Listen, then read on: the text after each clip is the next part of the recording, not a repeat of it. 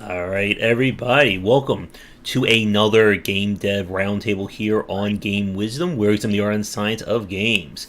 We got a very interesting topic this month, as we're going to be discussing NFTs and whether or not they do have a place in the game industry or not. And before we get started, since I know this topic can lead to a lot of cursing and screaming, I would like to keep things at least as PG as possible for at least the chat. I think our roundtable is. I think we're somewhat mature here. I'm hoping. Let me get him! Let me get him! I'm gonna get him! But All right, let's start screaming. But as always, let us begin with our introduction. So we'll start with me and then work our way around. So I am Josh Beiser from Game Wisdom. I am the owner and writer here. I am also the author of the Game Design Deep Dive series and 20 Essential Games, working on my next book, excuse me, on free-to-play design. So up to Tomo. Oh, Tomo, you are muted right now. Way muted, dude. Yeah, I had to yell briefly in the household. My name is Tomo Moriwaki. I've been a game designer for 25-ish sort of years. My claim to fame is having been the creative director on the Spider-Man 2 title from 2004. I'm the sort of director of design for a small dev studio called Hyperkinetic Studios, and we have a game on Steam Early Access presently, and it's been there for a long time, unfortunately, called Epic Tavern, all about storytelling and fantasy adventure. All right, and to Seth. Hey, I'm Seth Goldberg. I'm a former game dev for 20 years, and currently I'm running a project called the Strategy Informer, where I promote, review, preview, talk about strategy games of all types, and I also do some contracting for a couple of companies on the side. Okay. And Ramin. My name is Ramin Shokrizad. I've been writing about MMOs, play to earn, game economics for about 20 years now. I was a metagame designer on World of Warships, World of Tanks Blitz, Gods Unchained, which is a blockchain game. And I'm here today to be grilled on the subject of NFTs. All right, and over to Shark. Hello, everybody. I'm Sharky Shark, also known as Jim Tankersley, currently CEO of Nexus Games, currently working on a free-to-play CCG that's aimed to be consumer-friendly, and named Neon Continuum, grid-based tactical CCG based off of Triple Triad. All right. So, like we said, like the alternate title for our roundtable this month is basically the Ramin's roast, and we'll see where things go as this topic goes here. So, as many of you know, the NFT craze has kind of become the new hot button topic in recent months, with basically the whole discussion revolving around, hey, we're going to start doing NFTs, and then everyone screaming and cursing at somebody not to do them. And we're seeing major studios like Ubisoft, Kickstarter, and I'm sure there are plenty more out there who are jumping on the bandwagon, either trying to get a quick buck or trying to, corner the market first. But as we were joking about this when we first pitched this idea, if anyone could figure out whether or not this could fully work in the industry, it's probably going to be Ramin. As he has been, as he just said, he's been researching game economics and this kind of design for years. So I'm sure we all have questions for Ramin. And for the chat watching, if you do have any questions, definitely feel free to leave them in the comments. So I guess as the host, I will start with kind of my novice question for you, Ramin. And that is, what is different about this whole NFT blockchain craze compared to, like, when I think about this idea of buying and selling virtual goods? I'm sure, like you remember, I think about, the WoW Gold system or buying gold, Diablo 3's auction house, and even Team Fortress when it comes to the buying, selling, and trading of items there. So for people like me who've only been, like, on the outskirts of this whole conversation, what makes us different or more advanced than those designs? Well, there's two ways to approach this. One would be to talk about the promise of what we could do with NFTs. The other way is the reality of how we're using NFTs currently. I'm assuming you're talking about the former. Yeah, I think so. Aspirations Yeah. versus practical realities of today. Yeah. So, if you go back to EverQuest and Dark Ages of Camelot and early WoW, there's always been this desire for players to trade, especially rare items, with other players. But because this wasn't supported by the developers and there was no secure way of doing these sorts of trades, you'd have to go to third parties, websites. Players were often scammed. Oftentimes they were hacked, and their stuff. Ooh. Was Then we lost Ramin for a second. Just lagging a bit. also Australia's far. pulled off. You kind of lagged out there. Yeah, say that Okay. part again. Developers saw this as a legal and customer service nightmare. So instead, they decided to move their business models rapidly towards microtransactions, where players would only trade with the developer. And that really killed one of the coolest things about games, which was this trading, which was also one of the things that made the game social back then. Meeting other players and trying to do these trades, oftentimes in game. So, and I don't think the move towards microtransactions was something that players wanted. I don't think players are really happy with microtransactions and how that's just gotten. I think that's just gotten worse every year as it moves more towards mount sales, just become ubiquitous, and you've got these loot boxes and what I've often described over the last 10 years is like this dark siding of the gaming industry. So now with NFTs, we have the opportunity to reboot. We have the opportunity to go back and undo the damage of the last 10 years in the gaming industry and restore trades, make them secure and supported by the developer, and have the developer go to additional links to create unique and interesting content that would be worth trading. The reality, of course, is that, as you saw, like with the Ubisoft launch this week, is that developers don't know how to use this new technology because they've disinvested from developing that for the last 10, almost 20 years, and have totally focused on these microtransactions and these loot boxes. So what I would expect to see, and what I am seeing, is that developers are just seeing this as a way to supercharge their loot boxes and supercharge their microtransactions and just dark side it on steroids, which is, of course, not popular with consumers because there's no value here to them. There's no upside to the consumer with the way that the industry wants to approach this, because the industry isn't doing this for the consumer, obviously. But that's why I'm here. I'm here, today to talk about how the promise of what we can do with NFTs and blockchain, and how it can make gaming a lot better for people if it's used to improve gaming, not to be used as some sort of speculative financial maneuver. And I can go into a lot of detail as to what's happening now, what should be happening instead. Okay. And this is very similar, I think, to our previous talks when we were talking about the mobile industry.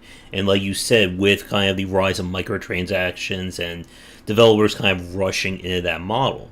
And it's taken, like, we could pretty much argue, let's say, in the most of the 2010s before we started to see, like, a greater evolution in the mobile and free-to-play space, especially in terms of microtransactions and just in terms of monetization design. Yeah, or a de-evolution. Yeah, depending upon where you come from. I guess the second part of my question then is for people watching this who they only have a faint idea of what an NFT is or what blockchain is. Could you kind of give like the elevator pitch or the NFTs for dummies, I guess, phrasing of what this means for a consumer? Okay, well, I'm not an engineer, so if I don't say this perfectly technically, That's why. But when you have something on the blockchain creates a long mathematical record that secures whatever it is that you're putting on the blockchain, so that you know where it came from, where it's going. You can essentially be secure that it's actually real and unique, or as real as something can be in cyberspace, and that allows that to be traded through a blockchain transaction to another person. And the interesting thing about blockchains is everything that would be needed to execute a transaction has to be present simultaneously, and then all parts are executed at the same time. So there's no opportunity for duping, and if everything isn't there, like if the money isn't there, then the transaction will not go through. So that's what makes it really secure. Okay. So I definitely have a few more questions for you, but I don't want to monopolize this part, so I will throw it over to the rest of the panel. If you have any questions for Ramin, go nuts. Anyone want to start? Well, I think that free to play isn't all bad. Microtransactions aren't all bad. There are plenty of us users who are having a great time with it, and there's a lot of sort of icky experience out there to find, kind of matched up with spending money. And hopefully over the course of time, it continues to get a little bit trickier, and because at some point we'll consume all of the audience that is a little more keen on wanting to be treated better, or wanting to be given an environment that feels a little more safer for them. Like I think about Warframe. Warframe from the very beginning is very microtransaction in nature, but the experience is fantastic. And they, unlike many of the other developers, sort of maintained an open trading environment for their users that wasn't really present in I can't think of hardly any games that allow the direct trading of premium currency that Warframe does. And as a side effect, the real market is the black market. And the socializing and learning the ropes, and the sort of sometimes the discomfort at conducting a trade in a particular good that you're not accustomed to certainly runs with some risk at buyer's shame or getting a little bit screwed over here and there. But the overall experience is one where I can, at least in the walled garden of Warframe, I can play to earn, although I can't play to earn real money, but I can trade time for the goods that can be acquired with the premium currency. And I think it's a great example of maybe it's an exception, but it's a great example of how just the fundamental experience has always been a possibility. And yes, I agree that the upside of NFTs is going to deliver that and a whole lot more over time. Yeah, I agree with Tomo. Like, not all free-to-play games are all bad, but there's a lot of dark hat people that got into free-to-play games that have really given it a bad name because they've ruined everything, and they've built all these systems to be anti-consumer, and people do not like being taken advantage of, and sadly we see a lot of this in NFTs right now, which is the reason why in a lot of markets they have a bad name kind of thing. But I believe they are the same, very similar to the same way as free to play, in the fact that a lot of black hat people are really abusing the system and really taking advantage of it and really ruining the name and everything else of it, kind of thing, where the NFTs could have a really good market, just like free to play could, if all the black hats and scammers and everything exited the market.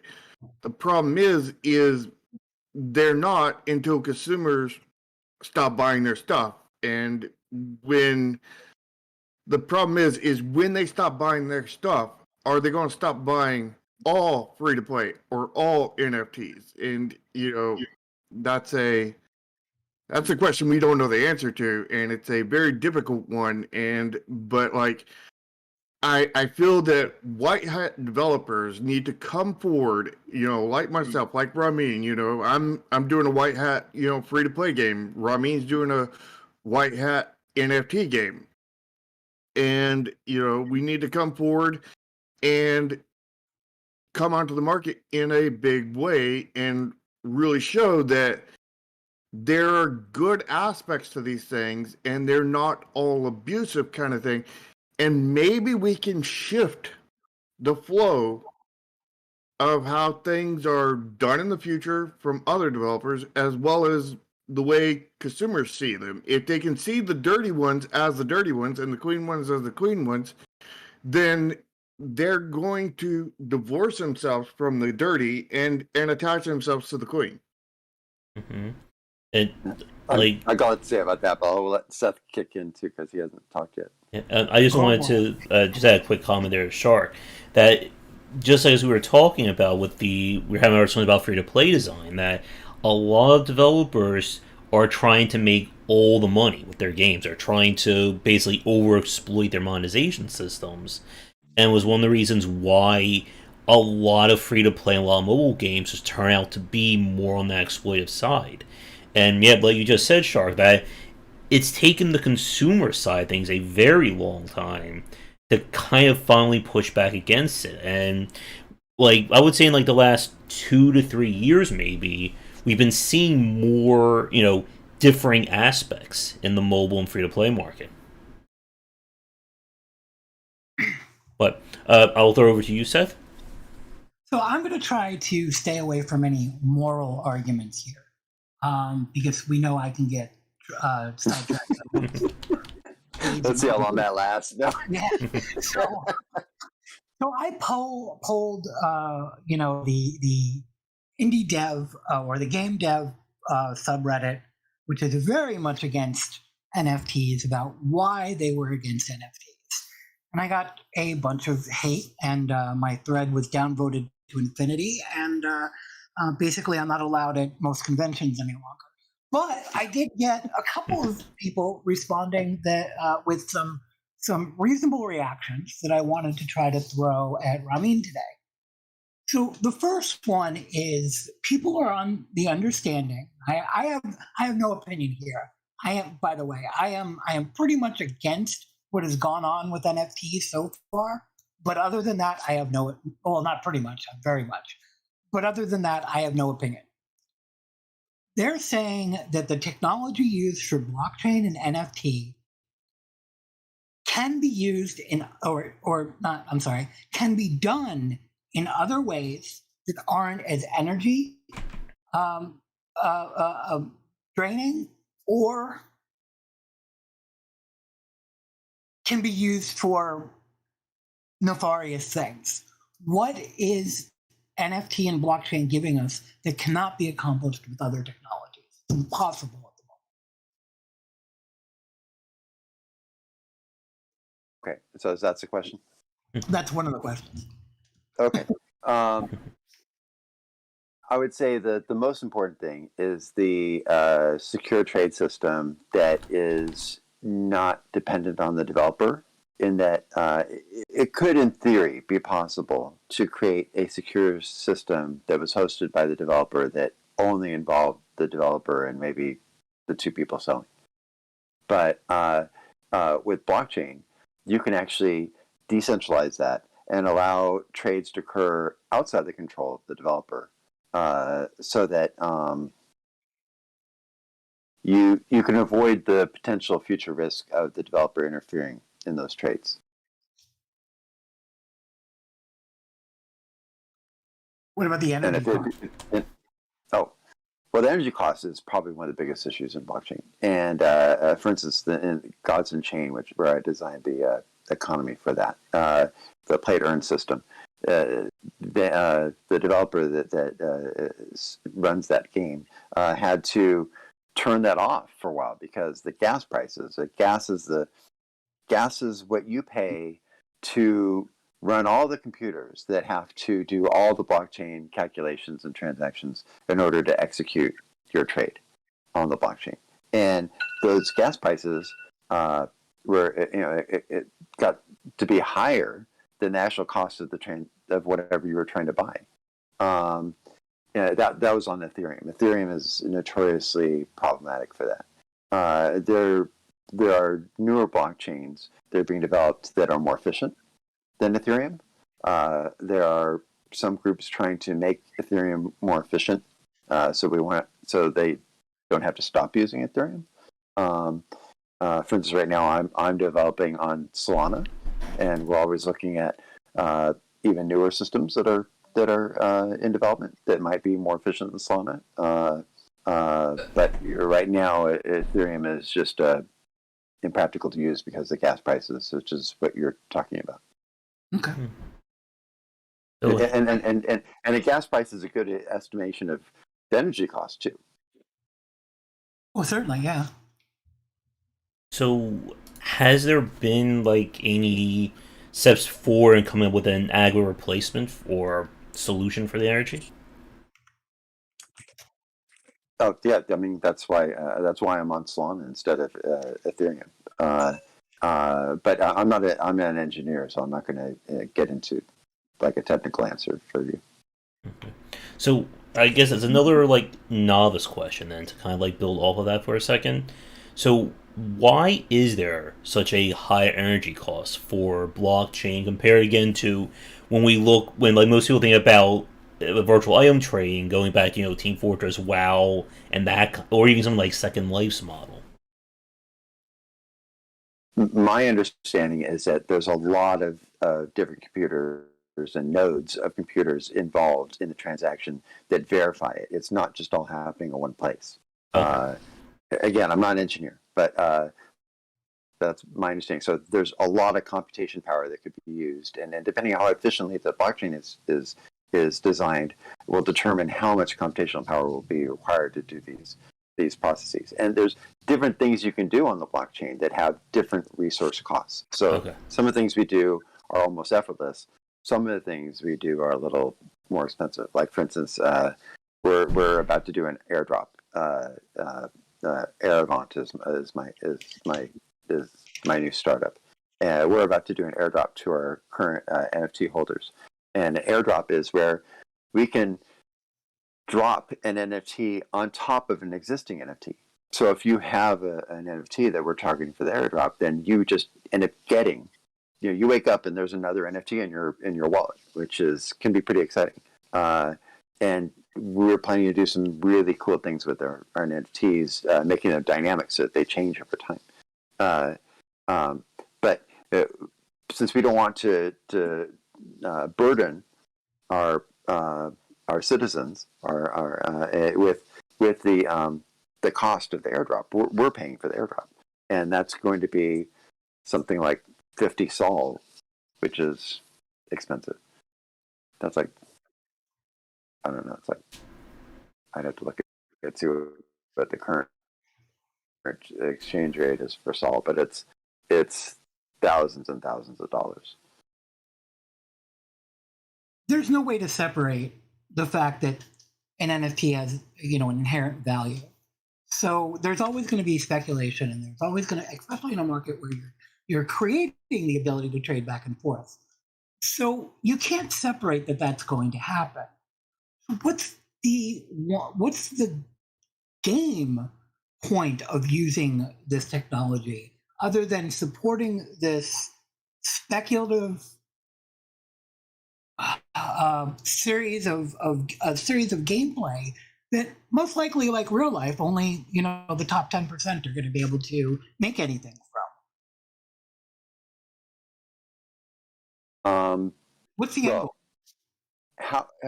How useful the NFT is really dependent on how well designed the game economy and the play-to-earn system is, and that's an area where I've been developing this technology for 20 plus years, the technology of game economics and its application to games. But as I've written about and as we've talked about in podcasts and such, the game industry disinvested from developing that technology at least 10 years ago. So they're now caught a bit flat-footed where they don't have the technology to take advantage of NFTs in a way that would make games better. which is a fantastic environment for me because that leaves me basically without competition. But and I'd like to set the example for how NFTs can be used in a way that benefits consumers. And I don't have any illusions about how they're being used to basically exploit people at present, which is why there's so much universal angst against their application. Mm. Why don't we back up a step and give us like a high 20,000 foot view of the game itself, so we can understand the context of how the NFTs are going to be used. My game specifically? Yeah. Oh wow. Okay. Well, the people who are following my game will be happy if I drop some alpha here. Okay. So there's a number of things that we can do. For instance, we've already did our first mint, which is these founding star gardens, and the star gardens are an NFT, but they create a gameplay space that you can invite up to 40 people into to play together. And because you own the gameplay space, you can determine who gets invited and who gets kicked. And as people are playing in your star garden, the star garden itself is evolving. It's becoming more powerful the more that it's used. And this helps everyone that's in the star garden. So those up to 40 players are all actually able to generate more money in our play to earn system because they have access to better stuff that they can equip as the star garden evolves. And because it's improving over time, the star garden becomes more useful. And so, while I can't talk about exactly the financials because we're a game, not a financial company, you would imagine that a better star garden could be sold for more later down the road. So even if a player doesn't want to sell their star garden, they have that peace of mind or that satisfaction of knowing that whatever that NFT they bought has gotten better over time, and they can even look to see on their markets what's the value of that. So it's like they're building equity in that NFT. We have other NFTs that I haven't announced yet that are in the game, but primarily they're going to be rare creatures, since our game is a creature battling game that can involve teams of up to 40 on 40. So you could have up to 80 players battling out simultaneously with their creatures. And the rarest creatures have to be crafted by the players, and we don't sell them. We don't sell any creatures. So it's the opposite of the current microtransaction system, where you have to buy everything that's cool from the developer. Everything that the cool stuff, you have to buy it from other players, at least the creatures. There's a few novelty things that we sell, but so the players are going to have to work hard to craft these things, and if they manage to craft one of these things, then they can either use it for themselves or sell it to another player securely, and they can charge whatever they want, see if somebody will buy it. And then we have ways of actually having these creatures change over time also. Those are also dynamic NFTs. So even though, like a lot of the NFTs you see selling right now, they're static. They'll always be what you see. Our NFTs, the more you use them, the better they get. So we can actually have you own something and have that thing change over time also. So that you then sell an improved version of that later on. How does that work? Because as I understand it, if you edit the NFT, you break the blockchain. No, you can have you can update the blockchain. It's not going to break the blockchain. It just has to be edited in a way that the blockchain was designed to be edited. Okay, I thought you couldn't edit the object in any way, shape, or form. I mean, again, I'm not an engineer, so I don't know all the processes involved. But our NFTs are designed so that they can be edited through us in a very specific way. Presumably they can't be edited without us, because that would be a nightmare. Fair enough. I'd like to add some, I mean, or at least respond to the question about why NFTs, or how come, and why can't we do it differently? If we can do it otherwise, why do it at all? I find all of those arguments very hollow. There's a new tool on the block, and some developers will try to make use of it. And the more developers that are playing with the idea of NFTs, the more interesting things that'll emerge. And some of the powers of the ability to have a verifiable asset that exists outside the kind of walled garden of the game or the ecosystem is just another thing to play around with. If you had a game that had physical trading cards, what would you do? What could you do? And some of that stuff is interesting, and some of that stuff maybe isn't, depending on who you are. It is the kind of question you ask when you already don't like something, even if perhaps you don't know a thing about it, and decide that you want to argue against it. This isn't necessary. Well, it turns out it appears at first that nearly zero technologies appear necessary, and yet they become a part of our past and influence the future until the next thing to complain about comes around.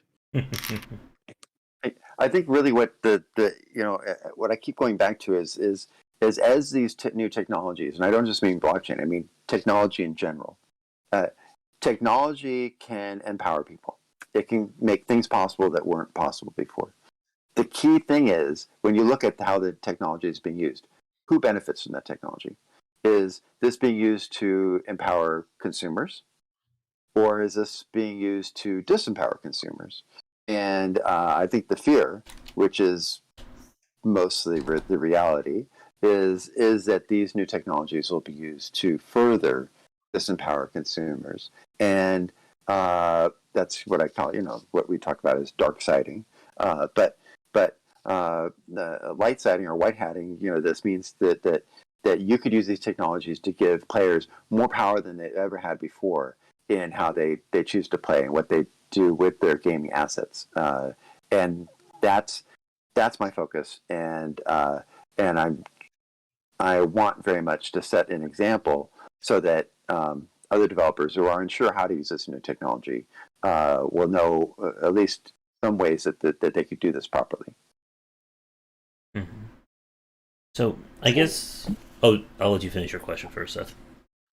As someone who's observed, the economies, you've observed the start of MMOs, where we started to have the problems, like the ones that I encountered at Origin, where PMs with were Ultima Online. spawning items, we're spawning items and then selling them on the market. Then we had World of Warcraft with the customer service issues, and we can't track items.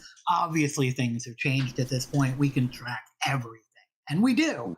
Live operation teams have dashboards that make NORAD look small in comparison.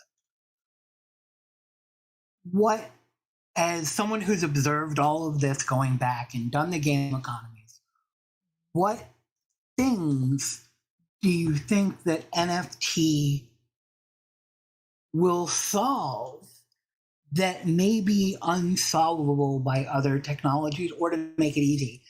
Now, that's a little weird because, there's the financial component. I mean, you're going to make more minting your pre-mint than you would have made on Kickstarter. So yes. there's a hype behind NFTs, and it's tough to separate that from the developmental goals, if I'm making any sense, or the developmental highlights of what NFT can give us to people who are willing to not use dark patterns. Well, I mean, there is some speculative effects involved. Like, for instance, we set our mint price relatively low to make sure that as many people who wanted our first tokens could get them, and that was really our goal. We went to extraordinary lengths to discourage speculators by actually we were actually almost derogatory about our mints to try to make it seem like they would be a bad investment. Because we didn't want speculators to come in and buy them. We wanted people who were actually going to use our gaming assets for their intended purpose, which is in our game. So we released 4,500 approximately tokens, and we had over 2,500 unique holders, which meant that a large number of people bought one token and held it instead of it just being flipped. And for the people who did buy those, the value has gone up substantially since when they bought them. So that makes them feel good about buying it just from that they've got that the real life value already. But there's so much enthusiasm for our first tokens that less than about 5% of them only are being on the market anytime. 95% of them are being held. So again, it's not speculators that are holding our tokens, but that's because we've been really clear that these are not like financial assets or even investments. These are game assets. And we've been really clear about what kind of game we're building. And that's attracted the type of community that we're looking to target. We're not looking to target speculators or people looking trying to make financial gains. And I'm sure you're going to ask me some questions about that type of behavior in the industry, right? Eventually. I don't want to take up the entire time, so I want to try to space my questions in and out. Sure. You could do this for days. Yeah. So, I guess this is a question. This kind of goes with a comment that Rat's Tail was mentioning in chat about kind of the purpose of the NFTs themselves, or the greater purpose. And one of the things I heard, people were, speculating and trying to pitch, was this idea that you can, take an NFT or an item you get in one game and bring it over to another game and use stuff like that. Which, from a design standpoint, one, it sounds like a colossal mistake to try and build a game around it or try to pitch that as a solution. So, for you, with the NFTs for your game, what you've been thinking about, what are your thoughts on this whole idea of, the NFT becoming an actual good throughout the entire game industry versus just the singular game itself?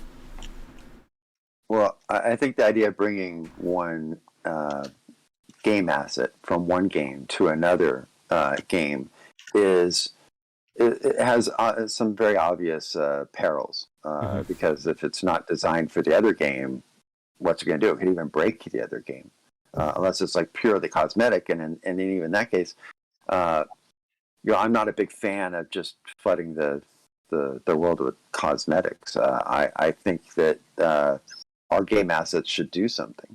So the vast majority of our game assets do something, and that means they have to be very carefully designed to make sure they don't break the game and don't create an unfair situation, because I don't want people to be able to spend thousands or even hundreds of thousands of dollars in order to create a pay-to-win situation. So I have to be able to be very careful about creating value for consumers that doesn't negatively affect the value of the game for other consumers. Does that make sense?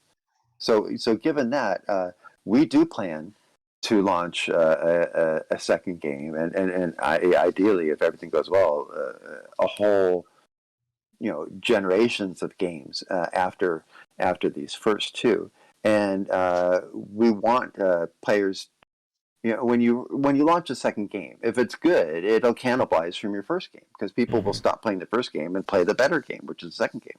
If they put a bunch of money into assets in the first game and then they lose them when they go to the second game, that's awful. I don't want that to happen to our players. So if they've invested heavily in our first game, we were going to create a way so that those first game assets can be transferred over to the second game without any loss of equity to the player. In fact, it may even work out better for them, because they may have some rare things that you can't get in the second game that you can only get from the first game. So they'll feel rewarded for having played through the first game before going to the second game. And that's something that I don't think you can do in the current gaming environment, but I think it would be very cool to do. So, the big problem with that is we don't know that you're going to be around for a second game. People talk about NFTs being able to transfer between games all the time, and that's one of the strengths. But Riot's not going to support your NFT, and you're not going to support Riot's NFT, and companies just don't work together like that. And if you hire a secondary development team, they're going to need to develop the hooks for the old NFTs as well. So saying that you're going to do that is great, and it sounds good, but no one knows that for sure. Yeah, well, We might die yeah, tomorrow that's without true. big I mean, firewall. you never know. You never know, and I assume no one else would be able to complete this if something happened to me. So I've stopped riding motorcycles. I'm doing everything right. I've removed everything from my life that could be risk taking. So I'm being extremely careful to make sure that at least on my part is I deliver on my promises. I think it's important, though, that it doesn't have to be anything other than simply allowing me to have ownership outside of the databases of my player account. And that I am actually free to do with it as I please. And that, honestly, the first set of things being done have to be straightforward as we sort of explore the possibilities. So, just imagining an NFT as an evolving digital soul for something, there's a lot of directions that can go, and I'm sure the future will surprise us as it always does. I think this sort of putting the burden of value on being able to use an NFT from one game in another it's moving the conversation into it's missing the true point. And the true point is this: it's so simple, but and we too many of us don't like to care about it. This idea of sort of truly verifiable ownership outside of the scope of the company's ecosystem. That until that becomes impressive and interesting and significant in your mind, all the rest of it is sort of just arguing details and points that may matter today to some extent, but it's not the real deal. It's not why it's important. Yeah, I think ownership is the one thing that NFTs have, really going for them. But at the same time, it's an unproven system, for the long term kind of thing, and we won't actually legitimately see the proof of that for many, many years. And I'm pretty sure what we're going to see, sadly, is several of these are going to absolutely prove that they're not good for a long time. Like anything from the Ball brothers, pretty much, and that's going to, earn bad names and disprove it. So like, it's when we get legit ones actually proving it, it's a question is will the good that's out there outweigh the bad? And it's gonna be a long time before that happens. Yeah, exactly. And it's certainly got to be scary for you. You could have one good actor and 100 bad actors. That doesn't take away from the good actor. I mean, Yeah. Reputationally, there's a hit, but that doesn't mean that the good actor is not being good just because 100 people are being bad. Yeah. But in the general mind state, it takes two good things to overturn one bad thing. And when you're talking about general mindsets, that's pretty dangerous. Yeah. The way I see it is if the better you serve the consumer, and the worse everyone else serves the consumer, the better you look. Yeah. And the difference between day and night becomes much more clear. And there are some amazing developers that see the promise of this. They just don't really know how to get into it. They're looking for someone to explain it to them or show them the way. Or in many cases, we have some famous developers that are talking to us now that they're ready to jump in as soon as we get a little bit further into our fundraising, so that we can show we can support their maybe higher income needs or whatever. But that'll add to the credibility of our project when you see that the people with very high reputations who are very serious about maintaining their reputations get involved into our project. Whereas in the NFT space now, it's normal for the developers to have their identities hidden. You don't even know who they are. Yeah, that's when we, that's we, very we sketchy. Yeah. yes, it's scary. I mean, they'll sometimes take your money and then they just disappear. I mean, this happens. This Yep. totally happens. And this is why we have this term called doxing, where where it means you've actually revealed your identity. And we did this on day one, as soon as we came out of stealth, and our entire our whole team, and people were like, you're doxed? Like, really? Like this was like really like some bizarre thing. And I was like, that's normal in the gaming space for you to know who the developers are. It's just that what's going on in the NFT is like not really gaming, even if they say it's gaming. It's and I have this term that I use. I call blurring, where blurring is where you take something that's illegal or probably illegal in the real space, and you just put it into the game space or cyberspace, and now the laws don't really know what to do with it, and you kind of get away with it. I call this blurring, and there's a lot of blurring going on in the NFT space. Yeah, and that's a sad thing for NFTs, because I believe that NFTs have a very good potential kind of thing, but a lot of it's being squandered right now.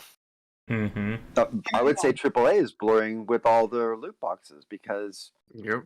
everyone here knows it's gambling, but Yep. the law is not written quite right to handle that circumstance, so they get away with it. So that's Yeah. blurring. That's like I've got a huge counter for that one. I mean, we all know that NFTs are really, a financial what is it called when you have a unit of You will never catch me using that way, describing our gaming assets in this fashion. you don't have to agree with me, and I understand that snipers are standing by before you say it out of your mouth. But we all know that's why people want NFTs, because it's a financial object. And saying that, and I want to also go back to Tomo's statement about we haven't yet figured out, or we should be having the discussion of why owning an object outside of the game is important. And I kind of agree with that, but it's kind of not real. Nothing will exist longer than the servers. Nothing will exist longer than the games. We'll eventually move past magnetic media. And will these objects go with us? There's it's kind of a great argument, but it's not really an argument. It's not realistic. 100 years, nothing's going to matter. You can't pass this down to your grandkids. Seth, if you're talking about a company that's here today, gone tomorrow, absolutely. But if you have a company that's planning to be around for 10, 20 years and just create games which will include the previous assets and move them to the gaming assets to the future games, all within a larger IP, then that's a totally different situation. That's the type of situation that that this is perfect for, that enables that. And that's the type of thing I think people would really want to be involved in. But it's not possible before this technology, and it's not really being used with the current technology for that purpose. But there's some of our biggest investors, and I would say our biggest token holders are they've gone through this whole NFT thing, and they've flipped things, they've made money, they've lost money. A lot of them are excited about our project because they're like, oh, someone's finally actually using these NFTs for games, like really for games, in a way that makes the game better. So for them, it's like they want to see it happen. So they're putting their money because they want to make sure we get across the finish line, or at least the start line. One thing I like to, just like a Kickstarter in a sense, but it's like a Kickstarter where you can get what you put in back out. So something I'd like to make a comment on what you said there, Seth, which is something I do feel pretty strongly about, is, but it's not real. That statement has to be reassessed. We already live with one foot in the digital world. And all the things that we spend our time and attention and money on, for some of us, a big fat chunk of that is already not real by yesterday's definition. But I think over time, I think we'll find as a species of humankind will come to realize that the stuff in our imagination is the totality of that which we assign value to, and that it has a physical manifestation will start to become the exception rather than the rule. um, I do have a question I want to ask Ramin, but also as a quick time check, it is 5 p.m. my time, so we have probably another, I would say, what do you think, like 20, 25 minutes for you, Tomo? Okay. So for the chat, if you do have any questions for Ramin about his game and about his thoughts on NFTs, definitely feel free to get them in. In about 15 minutes, I will announce last call for questions. So, with that said, another thing I want to ask you about, Ramin, and this kind of goes back to what we've been discussing in terms of, the wider market versus what you're doing.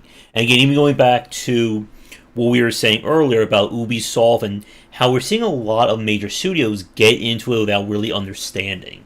So, obviously, you don't work for Ubisoft, so you don't have internal knowledge of them, but from what you're seeing and, for what you're developing differently with your game, for somebody sitting here watching this and they're seeing all the bad stuff or all the less than, I guess quote unquote ethical things that are surrounding other studios, how does that differ from your game? What is your game doing differently, or what traps are you avoiding?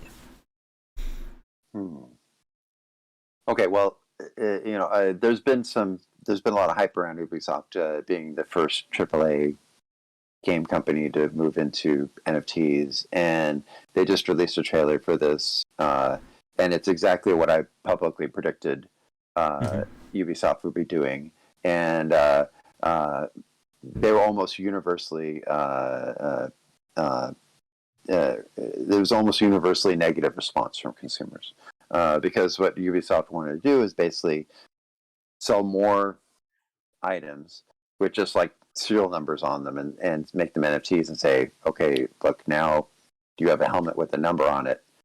Isn't that exciting? And now you can sell that to other players because, there's a huge demand for these helmets with numbers on them. Which is I don't know, it's now I'm going to sell you another mount in some other game, but I'm going to put a number on it now. Isn't that exciting? But that doesn't really add any utility or usefulness to the player experience. What's different now is my game is designed. Our game, what we're designing here is it's a collective experience. Instead of it all being about what you have, it's about what your team has, and through the use of these NFTs and blockchains, we can combine the efforts of a lot of players in a secure way so that they can create stuff together, which is something that I think is, and then they can benefit together. I think there's something that's very difficult to do without this technology. Ultimately, if you're in the future, we might have assets that literally require the collective actions of many players, and then you could have collective ownership, something called fractionalization. That's something that just is totally impossible with pre-blockchain technologies. I think Ubisoft knew exactly what they were doing. They weren't trying to quote unquote make an NFT game. They were just trying to find new ways to profit more largely off of their consumer base.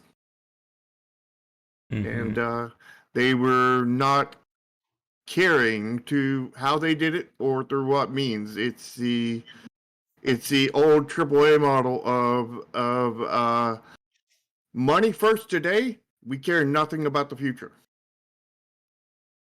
And to build off of that, and from Ramin's distinction, one of the things that I see, what you just said there about how it just feels or it is just an item with a serial number stamped on it. That like I remember when I was like reading like some of the games. I think Dead by Daylight they did a NFT for a Hellraiser character, Pinhead, and it's just like okay, it's an image, you know. Yes, it just feels like one like those. You remember like those old collectibles where someone signs or you get like a collectible thing that says 1 of 50 or 1 of 500, and that's the entire worth of it. So with your game, it sounds like one of the big things like your NFTs have practicality within the game space. It's not like I give you X amount of money, I get a item, and then it goes on a shelf somewhere. Like this is something that can be actually used, and as you said earlier, it can change. It can become its value fluctuates depending upon how it's used.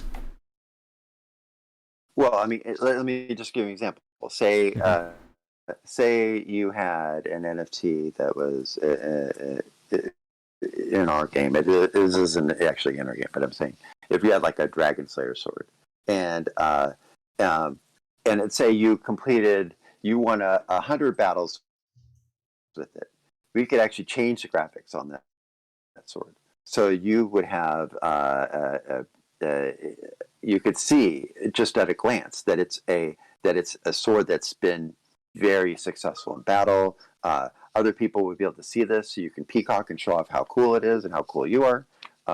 And then maybe even after you've won 1,000 battles or something, maybe it actually transforms into a master dragon slaying sword and has new stats and new effectiveness and new cosmetics, new animations.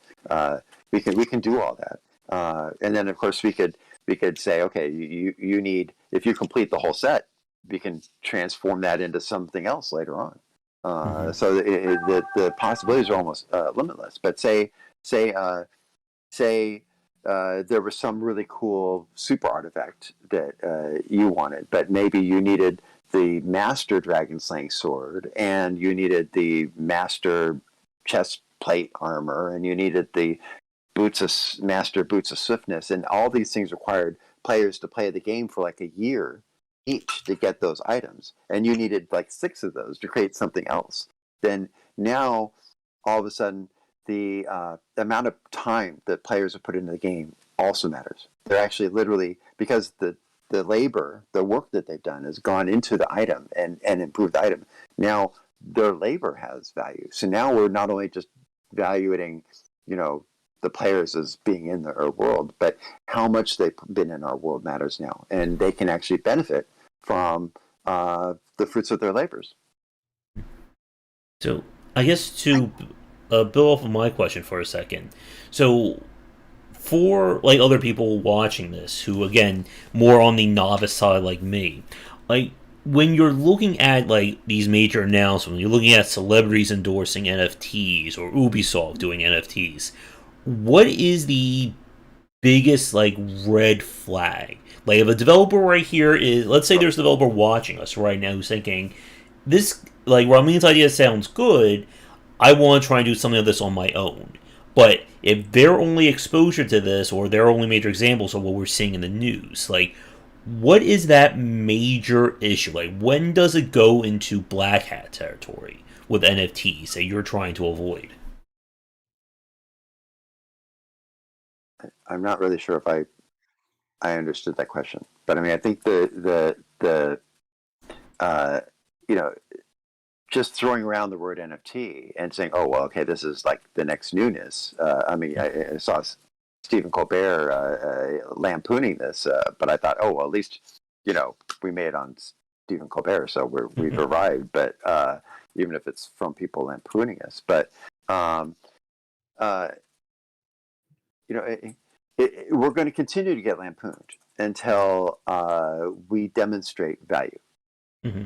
I mean, just like people might laugh at electric cars until they're demonstrated to be able to outperform a gas-powered car. But until you can show that it's better than a gas-powered car in some way, people are going to say, "I'm sticking with gas." Mm-hmm. We have 100 years of technology to make our gas-powered cars better, and your electric car, I can't even recharge it.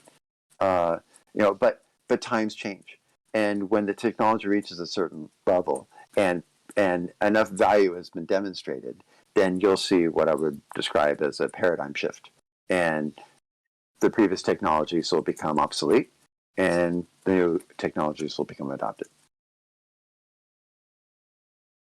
Yeah, I think it's important people realize that unless they truly believe this is going to just somehow fail so hard that it disappears, it's going to be defining things in the future. And by not keeping up, you may very well get left behind. Things happen fast now. The horses will be replaced by cars, and then 5 years later will be replaced again. So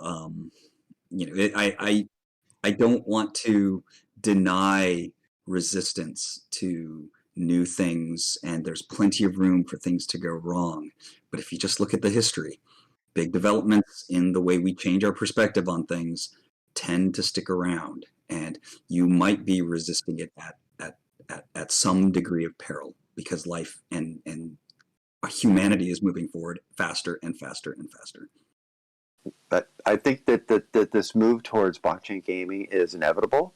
I think that even AAA, even though they have so much invested in this not happening, see that it is inevitable, and they don't want to get left behind because that could literally be the end of their companies. They're very interested in this, but to be honest, because this technology is new and people don't really know what to do with it. I've been planning for this technology. I wrote about the need for this technology back in 2010. So I've been planning for this technology for a very long time. But for those that went in another direction technologically, they're not ready. They're flat-footed. But to be honest, 99% of the people who are in this space for the next year or two are going to fail, possibly catastrophically. But that doesn't mean we should do it, and it doesn't mean it won't happen, and it doesn't mean that the paradigm shift it can be stopped. I mean, we could say the same thing about what happened with the MMO space in the mid 2000s and what happened in the mobile space during the 2010s. That every bad actor most likely is going to fail, and we could arguably say even some of the good actors are unfortunately going to fail as well. And I think right now, it's still too early to really predict where this is going to go, which is bad for me because my book is due next month, so I need to have an answer for it in the next 60 days, or I'm sorry, next 40 days now. But don't you know what books are, Josh? Mm-hmm. They're ways for you to put embarrassing things down permanently in your history to keep chasing you into the future. Yes, exactly. As a time check, it's about 5:13 my time, so since I'm going to issue last call for questions from the chat now, and just so we can try and keep this on time, for the roundtable, if you have any final questions or any pressing matters you want to ask Ramin, go ahead.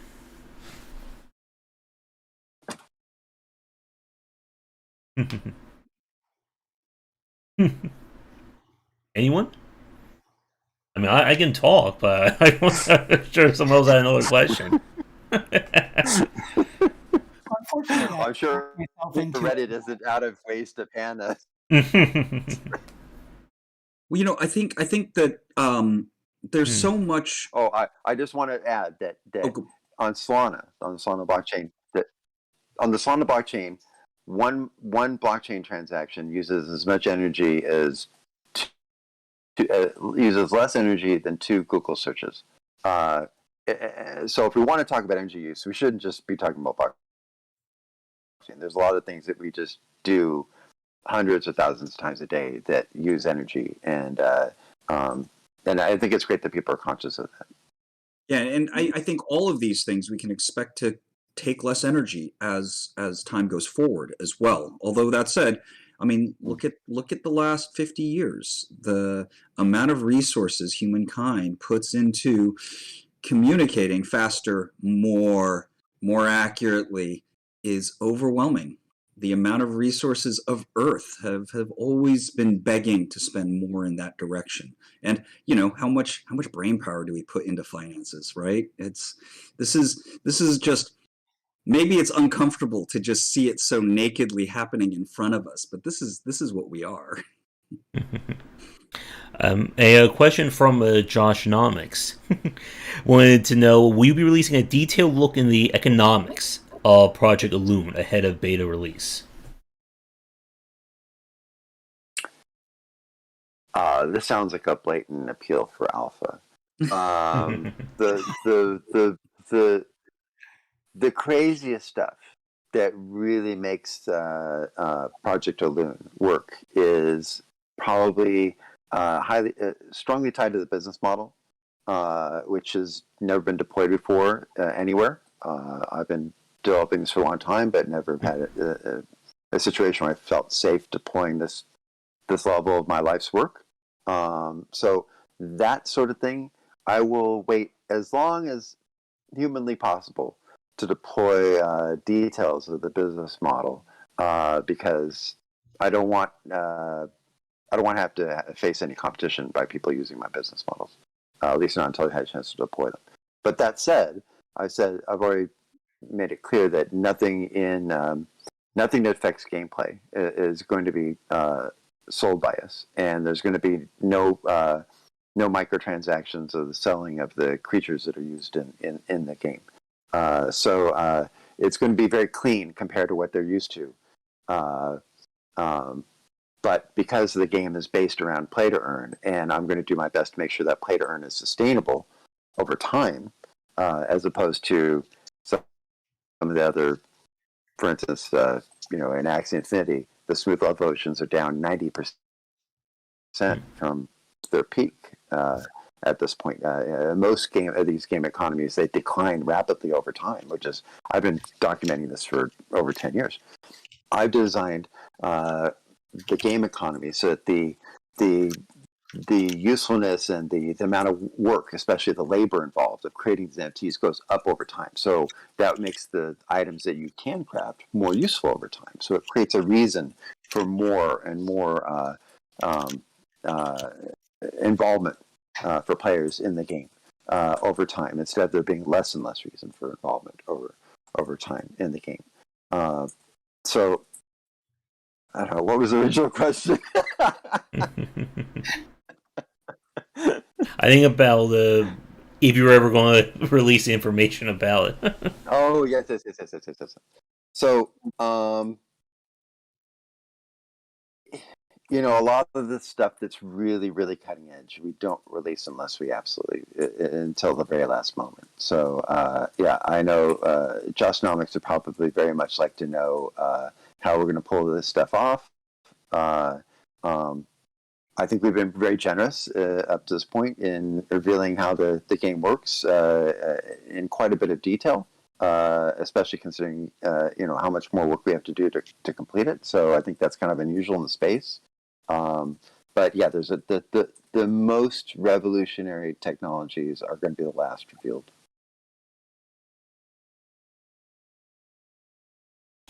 All right. I guess. Well, can I get one last question in? Sure. Put on your futurist hat and tell me where this technology is going to go.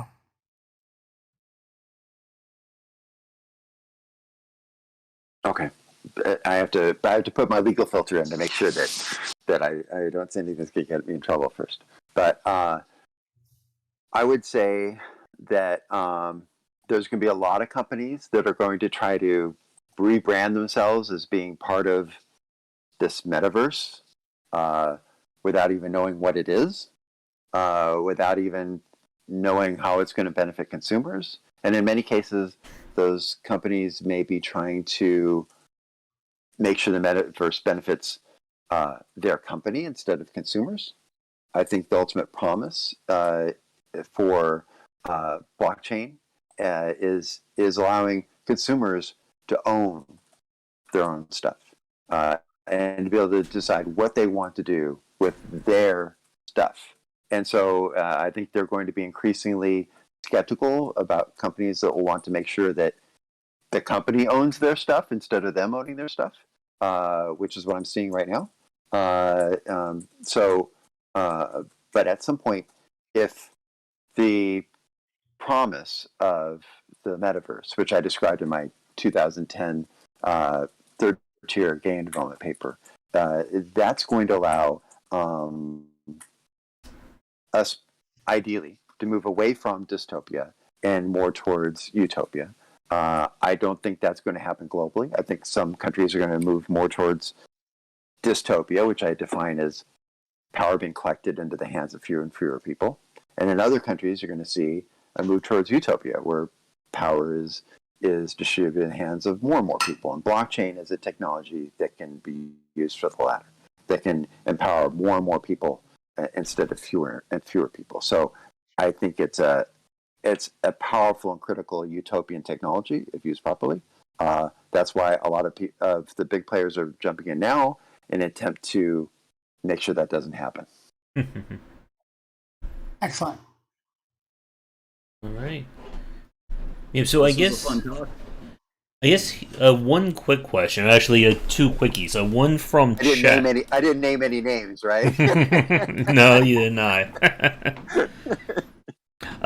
Amir asked about fractionalization. I'm not familiar with that term. Is that something else related to NFTs? I'm not an engineer, so I can't give you the details. But my understanding is that it would be possible for multiple people to be assigned a degree of ownership of one NFT. So that, for instance, there could be 20 people that each own 5% in an NFT. And so that if that token was later sold, then the money could be distributed to those 20 people because they're all owners. And ultimately, this technology can go way, way, way beyond gaming. But gaming is probably the safest place to be practicing or developing these technologies before they're used for much larger applications, much larger collective activities than games. And I wrote about this in detail in 2010 in my third-tier game development paper. So I honestly see what we're doing at Avant is building the technologies that are going to be used globally for large projects. Basically, what corporations used to be used for. Maybe we'll move into a trans corporate environment where you don't need corporations anymore to build large projects. Maybe you just need people, communities to build large projects. I wouldn't be surprised if in the future, basically all the real stuff in our lives basically just ends up having a digital soul in the form of an NFT, just so that we can have it recorded somewhere, have it easily verifiable from anywhere. That just becomes a regular part of everyday life. My car came with an NFT because it was convenient. All right. And then me and like 20 other people could own it. So when I sold it, they automatically get the money distributed to them. So I don't have to do any weird stuff. Well, in Australia here, we have a problem because people are using paper facsimiles, but they're very good paper facsimiles of license plates on their cars. And we have cameras everywhere. They use cameras. We depend on this for everything. When a car goes by, the camera gets tricked by the license plate. But what if you had an NFT reader instead, and you can't fake that? Then they know where your car has been.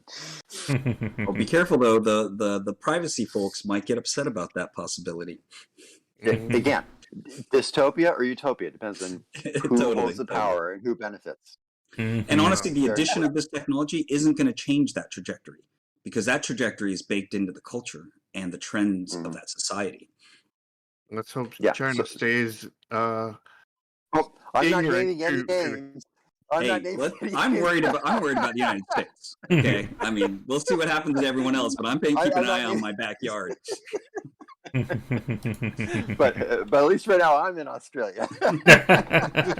which I like everything I see about what's going on down there. And New Zealand. New Zealand seems like very utopian. Iceland. and Taika Waititi is a damn national treasure. All right, I am running out of time. Yep. And one thing I'd like to add, though, is I think we need to have some other conversations that are a little more just kind of designy, human nature related, that kind of revolve around trading mechanics and socializing mechanics. Because I think if we start to kind of create a little more clarity on some of those gameplay kind of mechanics and or sort of like you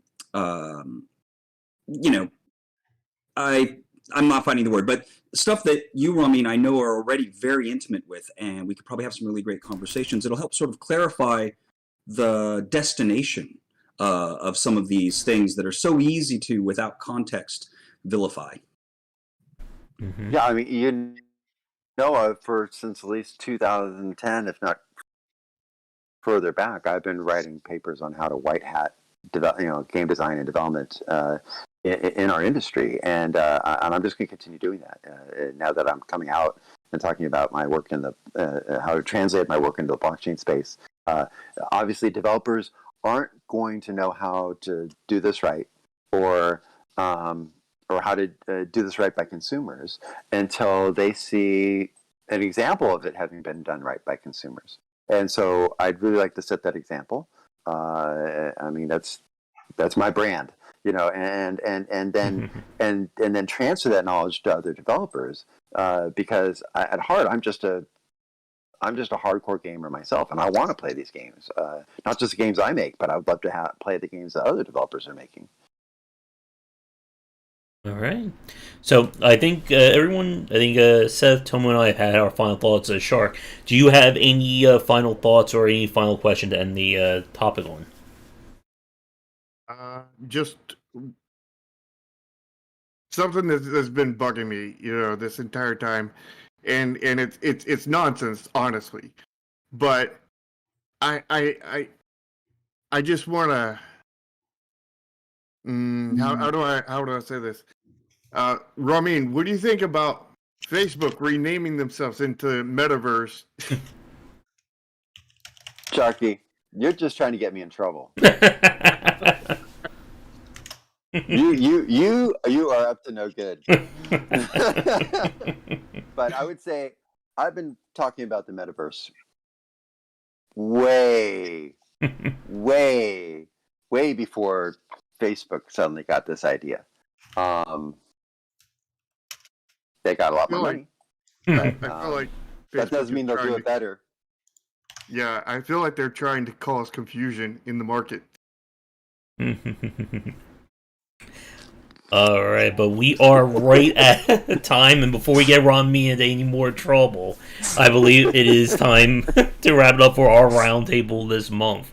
So, as always, we'll do one more final go-round and for any social posts or promotes and things like that. So, for myself, be sure to do all that liking and subscribing. Check out our Game Wisdom Discord for game design talks. We're not really NFTs there, but we're more about game design and game development. And check out my books, the Game Design Deep Dive series, and my upcoming book, Game Design Deep Dive Free to Play, coming later in 2022. So, up to you, Tomo.